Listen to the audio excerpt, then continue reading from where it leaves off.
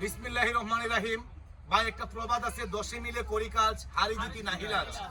আমাদের এই মানবিক টিম ভাই এমন একটা পর্যায়ে আজকে দাঁড়াইছে, সবই আপনাদের ভরসায় ভাই। প্রবাসী রেমিটেড যোদ্ধা ভাইয়েরা, আপনাদেরকে উল্লেখ করে এই ভিডিওটা করলাম ভাই আজকে।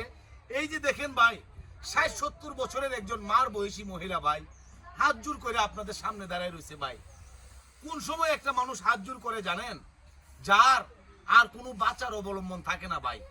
একটা মানুষের বেশি কিছু চায় না ভাই, উনি বেশি কিছু চায় না আপনাদের কাছে। সাধারণ যেন স্বাভাবিকভাবে জীবনযাপন করতে পারে, সুন্দরভাবে থাকতে পারে, একটা ঘর চায় ভাই। এই যে দেখেন ঘরটার অবস্থা, অনেক দিনের আগের একটা ঘর।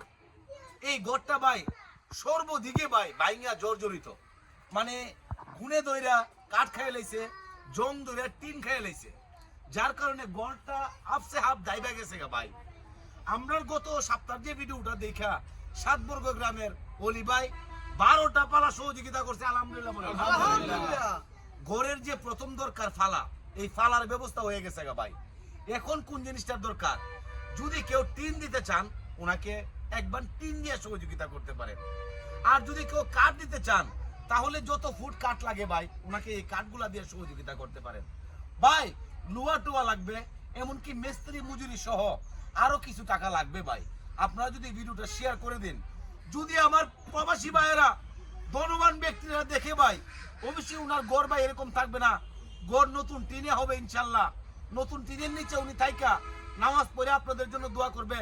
আপনাদের প্রবাসে থাকেন আপনারা, প্রবাসে আপনার শরীর স্বাস্থ্য সবকিছু ভালো রাখবে ভাই উনার দোয়াতে। যদি আল্লাহকে একবার নিজ পাপ মনে ভাই ডাক দেয়, এই ডাক আমার আল্লাহ কবুল করবে ভাই। আপনি বলেন দেশবাসীরা আপনার সহযোগিতা করার জন্য।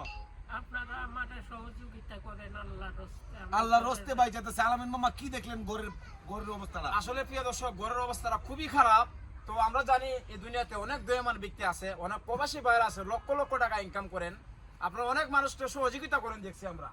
তো আজকে আপনাদের কাছে একটাই দাবি, আমরা বলবো এই অসহায় মাকে একটু সহযোগিতা করুন। দেখুন একজনে ফালা দিছে, এখন টিনের দরকার, খাটের দরকার ভাই। আপনারা যদি এমন কোনো দয়ামান ব্যক্তি থাকেন যে ওনাকে টিন দিবেন, টিনের ব্যবস্থা করেন। যদি থাকেন যে খাট দিবেন, খাটের ব্যবস্থা করে দেন ভাই, যেন ওনার একটা সুন্দর একটা ঘর হয়ে যায় ভাই। কারণ মানুষ মানুষের জন্য ভাই, আমরা ভালো করে ঘুমাই, আমাদের আশেপাশে একজন অসহায় মহিলা যদি ভাঙ্গা করে থাকে ভাই, এটা মেনে নেওয়া যায় না। তার জন্য সবাই একটু সহযোগিতা করেন ওনাকে। আলমাজ ভাই কি দেখলেন? ভাই আমি আইসা দেখার পরে ভাই আমার ভিতরে ব্যথা লাগছে ভাই। আমি যখন আইসা দেখছি, দেখার পরে দেখি ভাই চারপাশে এমন ভাঙ্গা। আসলে এই ভাঙ্গাগুলো এখন আপনাদেরকে দেখাইতে পারতেছে না, নেক্সট একটা ভিডিও দিব, এই ভিডিওর মাঝে আপনারা দেখতে পারবেন এই ঘরের কতটুক ভাঙ্গা, কি আসবিশ্ব সবকিছু এটার মাঝে থাকবে। আর এই মাটা কিন্তু মানুষের ঘরে ঘরে গিয়ে আসলে দরজার দরজা ভিক্ষা করে ভাই। ছেলেও নাই, স্বামীও নাই, একটা মেয়ে আছে ভাই।